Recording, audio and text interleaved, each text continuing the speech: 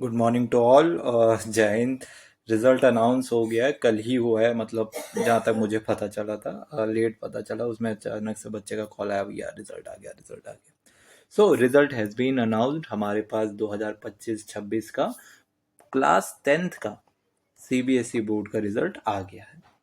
कुछ बात करेंगे, बहुत बेसिक बातें करेंगे कि क्या क्या ठीक है, कैसा रहा हमारे बच्चों का रिजल्ट, कैसा रहा आपका, कैसा रहा। Do let me know if you are getting this video कि कैसा रहा आपका रिजल्ट। मैं आपको बताता हूँ कि क्या क्या रिजल्ट क्या रहा हमारे हमारे उस पर कैसा रहा। एक सरप्राइजिंगली था, मेरे को लगा था थोड़ा 20 तक की जैसे बोल रहे थे आएंगे, पता नहीं जल्दी कैसे आ गए। सो रिजल्ट जब आता है तो कई ऐसे बच्चे होंगे जिनको ये काफ़ी ओवरवेलमिंग रहा होगा ये वाला सिनेरियो कि यार कईयों के लिए पॉजिटिव रहता है, कईयों के लिए नेगेटिव रहता है। The first call I got sorry, उसमें क्या हुआ कि एक बच्चे ने मुझे कॉल किया एंड ही वाज लाइक कि आई गेट पास भैया एंड आई एम गेटिंग 51%। और वो जो उसके आवाज में भाई जो खुश था वो बंदा कि भाई भाई मैं तो बिना कंपार्टमेंट के नंबर ला गया ला गया ला गया ला गया ला गया, वो खुश।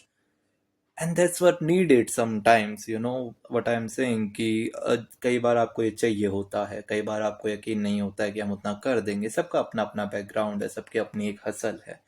वहीं कई बच्चे अच्छे नंबर ला के भी थोड़ा सा परेशान रहते हैं इन सारी चीज़ों में, क्योंकि हम सबकी अपनी हसल है and we are finding the way कि कैसे मतलब हम उन चीज़ों से निकल सकें।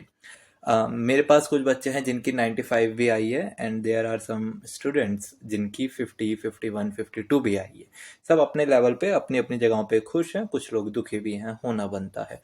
सबकी एक्सपेक्टेशंस होती हैं कुछ, and when we are not able to get that part के उस तक पहुंच पाए हम, तो अपने को बुरा तो लगता ही है। ठीक है। जो रिजल्ट होता है वो 10वीं का, क्या कहते हैं, पहली बार बच्चा बोर्ड देते हैं। आप लोग ने बोर्ड दिया होगा, पहली बार ये रहा होगा, तो एक नया ही एक्सपीरियंस होता है। एंड दिस इज नॉट पूरा ब्रह्मांड कि मतलब ये सब कुछ नहीं है। इट्स जस्ट एन रिजल्ट जो आया है and you need to accept it somehow कि यार शायद तुम्हें लग रहा हो कि तुमने जितनी मेहनत की उतना नहीं मिला है। Is totally fine. कोई दिक्कत नहीं है भाई, कोई दिक्कत नहीं है कि मतलब अगर मेरे 50% आ रहे हैं, मेरे 80 आ रहे हैं, जो भी आए हैं अब तो आ गए जी।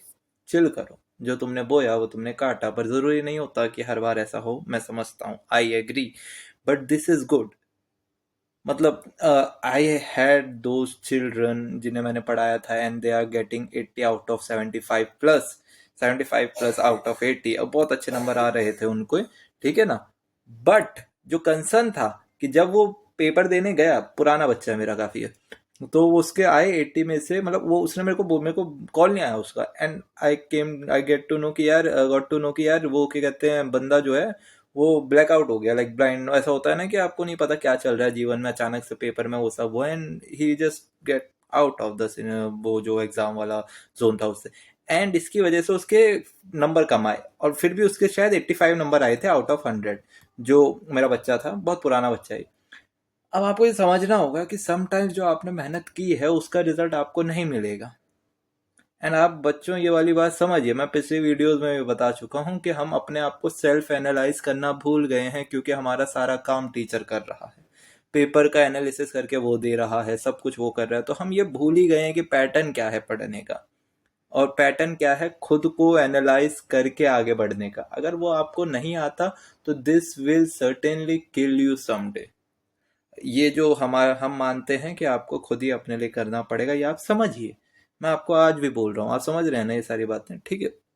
दूसरी चीज तो मतलब आप खुश रहिए जो भी नंबर आए हैं, और अगर अभी नहीं मिला है तो कोई बात नहीं, कोई बड़ी चीज नहीं है 10वीं, ठीक है। अगर किसी के 95, 95 भी आए हैं और किसी के 60 भी आए हैं, 51 भी आए हैं, I am telling you life has a lot of things for you. You never know कि वो 51% वाला बच्चा लाइफ में कहाँ जाके लैंड करे, जहां हम कभी ना पहुंच पाए। समझ रहे हैं आप बात को। तो ये वाली चीजें एग्जिस्ट करती हैं और ये रहेंगी ही, हमेशा रहने वाली हैं, ठीक है। तो आप अपने आप को ज़्यादा डाउन वो ना करें, अपनी गलतियों को जरूर एनालाइज करें। अगर आप ये नहीं करेंगे और अगर आप एक लूप में फंस गए तो फिर आपको ये दिक्कत करेगी लाइफ लॉन्ग। आपको एनालाइज करना आना चाहिए कि मैं कहाँ गलत कर रहा हूँ, ये क्या उस दिन हुआ था या क्या मैं, वो सब चीज़ें आप जानते हैं। अब अगला कंसर्न आता है कि क्योंकि ये पेपर इस बार जल्दी रिजल्ट इसलिए दिया है क्योंकि ऑफ कोर्स हमें इम्प्रूवमेंट के एग्जाम देने को मिल जाएंगे। अब जब आपको इम्प्रूवमेंट के एग्जाम देने को मिल रहे हैं तो क्या आपको देना नेसेसरी है? मतलब सवाल ये है कि do we need to do this part, कि मैं फिर से एग्जाम पढ़ूं 10वीं का बैठूं। देखो, पहला इम्प्रूवमेंट वही देंगे जिनके नंबर कम आ रखे हैं या फिर जिनकी कंपार्टमेंट आ रखी ठीक है ना। अरे अच्छा, एक लाइन बोलना भूल गया मैं, याद है। हैप्पीनेस चॉइस होती है भाई। जो 51% ला रखा है वो भी अपनी चॉइस से खुश है। जो 95 के बाद परेशान हो वो अपनी चॉइस से परेशान, ठीक है ना। तो चॉइस है, इंजॉय द थिंग। आओ वापसी आते हैं। तो जो इम्प्रूवमेंट का एग्जाम है उसमें एक तो वो बच्चे हैं जिनको जितने नंबर चाहिए थे वो नहीं मिल रहे, या फिर जिनका कंपार्टमेंट आया वो भी देंगे वगैरह वगैरह वगैरह। मैं आपको एक चीज़ समझाना चाह रहा हूँ यहाँ पे कि देखो बच्चों, अगर आपका 10th का एग्जाम हो गया है and you are getting the stream you are looking for, कि भैया मुझे साइंस चाहिए थी, साइंस में भी पीसीएम चाहिए थी, मुझे बी नहीं चाहिए था, तो ठीक है। मुझे कॉमर्स चाहिए थी और उसमें मुझे अप्लाइड मैथ चाहिए थी, कॉमर्स, ठीक है। अप्लाइड मैथ चाहिए थी, मिल रहा है, ठीक है। मैथ मिल रहा है, ठीक है।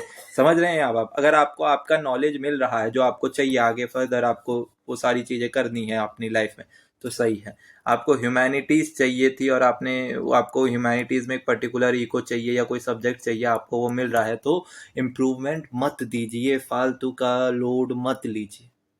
अगर किसी बच्चे के 85 मार्क्स आए मैथ में एंड ही और she was looking for 95 plus, और आपको अभी पीसीएम मिल रहा है, मत कीजिए यार। देखिए, अपनी एनर्जी उस जगह लगाइए जो नई जर्नी पे आप निकले हुए हैं, ठीक है ना। बहुत सिंपल है।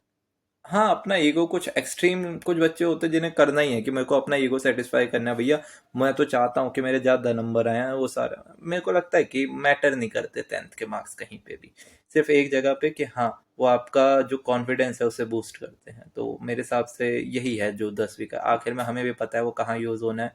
It will always been regard as a what we call verification of your date of birth. मैंने शायद पिछले साल भी ये बात कही थी, आज भी कह रहा हूँ।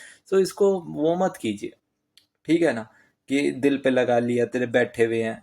परेशान होना, एक्सपेक्टेशंस का गिरना सब समझ में आता है, बट अगर आप इस चीज को लेके इम्प्रूवमेंट का पेपर दे रहे हैं कि भैया मेरे को स्ट्रीम तो मिल रही है मेरी पसंद की एंड मैं फिर भी दूंगा, तो मैं उसे वेस्ट ऑफ टाइम कहता हूँ। इससे अच्छा आप अपने नए सब्जेक्ट्स की तरफ बढ़ें, क्योंकि 10वीं एक जस्ट जर्नी का पार्ट था, वो जर्नी नहीं है पूरी अपने आप में।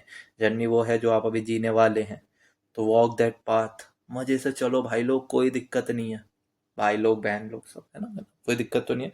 सब्जेक्ट, अच्छा हाँ, ये एक और चीज़ थी, मैंने ना लिखा हुआ था मुझे क्या क्या बोलना है। सो सब्जेक्ट या फिर स्ट्रीम आपको बहुत वाइसली चूज कर लेनी चाहिए।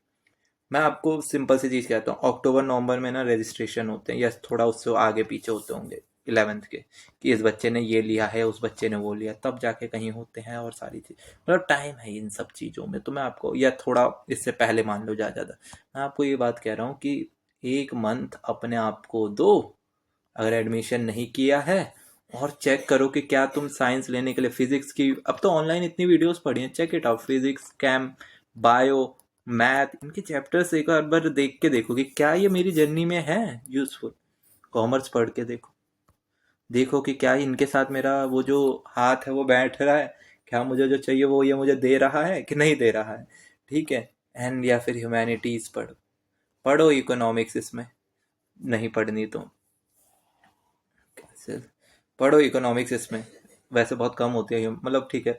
पढ़ो इसमें हिस्ट्री, देखो कि इंटरेस्ट आ रहा है, पढ़ो इसमें पॉलिटी, क्या मैं जान पा रहा हूँ, polity is a good subject, पढ़ो ज्योग्राफी वट एवर, सब लिंक्ड है भाई। सो पढ़ो इन सारी चीज़ों को एंड वॉच आउट केयरफुली कि भाई ये तुम्हारे लिए बना हुआ है कि नहीं बना हुआ। अगर सही सब्जेक्ट चुन लिया तो 11वीं 12वीं number doesn't matter, is all about the subjective knowledge you are carrying, and वही मजा दिलाता है भाई। आखिर में मजा ही नहीं आ रहा पढ़ने में तो फायदा क्या। अब आपके पास चॉइस है, make the correct choice for your self. और ये बात ध्यान रखना कि घर वालों के प्रेशर में लोगे तो फिर हर साल उन्हें टोकोगे। अपने में लो, जिम्मेदारी लो कि जी मैं कर लूंगा, तुम जाओ मैं देख लूंगा, और अगर गलत फैसला भी हुआ तो मैं, मेरी मर्जी से हुआ है वगैरह वगैरह। पर ठीक है, ये कहना आसान है, पेरेंट्स कहाँ मानते हैं। ठीक है भाई। So this is heartly congratulation to all my dear friends. बच्चा party, you have done a lot of work. एक साल की मेहनत आपकी जो है कामयाब हुई। You are getting into 11th। I hope you have a, नहीं, आई विल प्रे कि आपका डेफिनेटली एक बहुत बेहतरीन फ्यूचर हो, दैट काउंट वेल, और आपको खुशी मिले।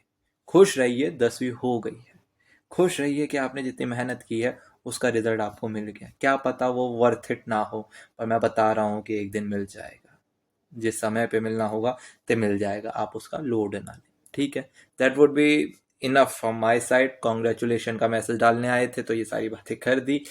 एक सीढ़ी है जो तुमने चढ़ी है, न जाने कितनी बाकी है, चढ़ते रहिए, करते रहिए मेहनत, and one day you will be there जहाँ पे तुम अपने आप को देखना चाहते हो। ये 11th 12th को एंजॉय करना, 11th को एंजॉय करना, feel that subject. Okay, then that would be enough for the day. ध्यान रखें, खुश रहें, जय हिंद।